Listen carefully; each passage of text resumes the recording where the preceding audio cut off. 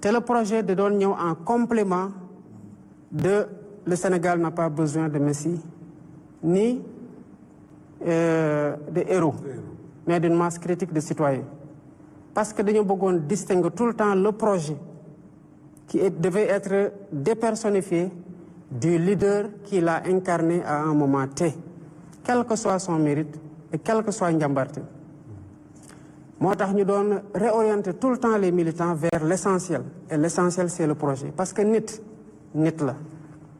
kenn xamul ci ñun fan la sa bakkan yëpp te li projet bi nii buy dem ci 50 ans ça signifie que war nañu transcender ñun ñu nekk ci génération actuelle bi dem au-delà de cette génération.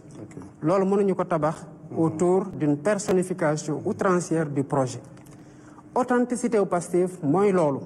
mooy la délibération mooy la contradiction mooy le choix démocratique. Man j'ai été souvent mis en minorité comme on m'a souvent rejoint dans mon analyse et dans mes positions. mais saa yu ñu mosaana wax ne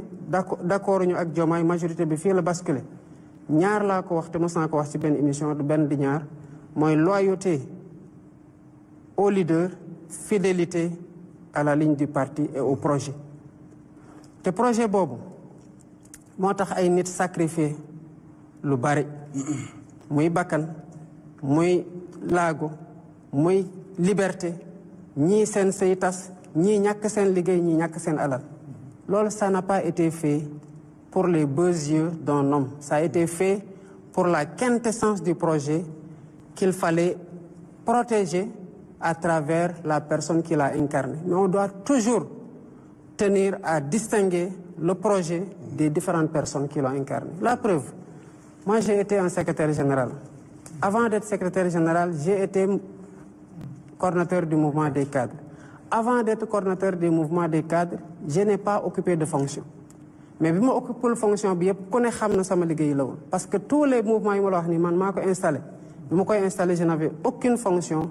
dans le parti ci lu ëpp jusqu'en septembre 2018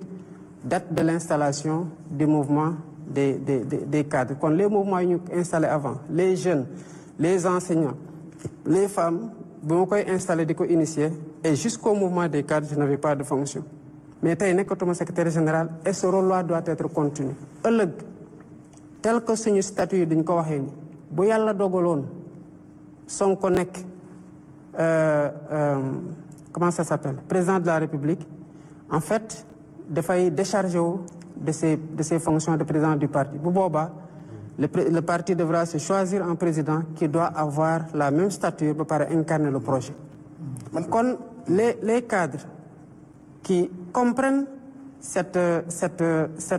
logique cette authenticité de Pastef les militants de tous bords bu tax saa su ne même en 2020 bu ñu doon def l'assemblée générale anniversaire dañu waxoon ne ku ñuy sargal mooy les militants inconnus gis nga boo duggee fii di nga fa gis ay xar kanamu nit ñoo xamante ne dañoo wàcc liggéey ci projet bi ñu bëri ci responsable Pastef yi koo ci laaj mu sital le tour léegi-léegi boo mooy tudd la jaaral ci benn tour il a fallu que ñooñu wàcc liggéey ci waar wa ñu door di xam ndekete ñii pare woon nañu pour joxe seen bakkan kon kooku bu amee ku am mérite le principal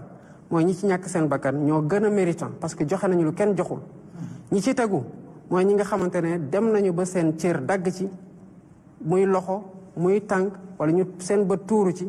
te ñu continuer di gëm xeex bi di gëm projet bi gis nga ko bokkal ci ñaari catégorie gi xamal ne yaa ngi ci gannaaw te kon am na lu la fete ci kaw mooy lan moo taxoon sénégalais yi di xeex ñëw jàppale ñu ba ñu jël pouvoir bi c'est parce qu'ils croyaient en un idéal c'est cet idéal-là qui doit triompher devant toutes les ambitions personnelles tant qu'elles ne sont pas alignées à ce projet te loolu c'est le défi de Pastef que les gens de Pastef doivent défendre pour que le parti garde son authenticité.